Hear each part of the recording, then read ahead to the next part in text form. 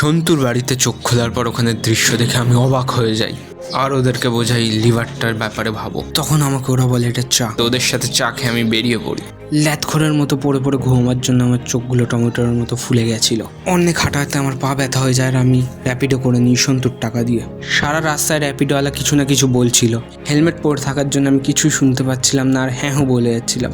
এটা বোঝা মাত্রই র্যাপিডোওয়ালা আমাকে ঝাঁকুনি মেরে গাড়ি দিয়ে ফেলে দেয়, আর আমি পৌঁছে যাই আমার লোকেশনে। ওখানে পৌঁছে আমি বিদায়টা কভার করছিলাম। সবার কান্না দেখে আমি বললাম একটু ঘুরে কাঁদো, মুখটা আসছে না।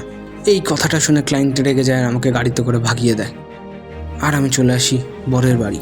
ওখানে আসা মাত্রই আমি বললাম আমি বাড়ি চলে যাবো। তখন আমাকে মাটি খুঁড়ে দেখালো এখানে তোকে পুঁতে দেবো। সেই ভয়ে ভয়ে আমি নিজের কাজ করা শুরু করে দিলাম। আমার এই ভয় দেখে ওখানকার লোক হেসে দিয়েছিল।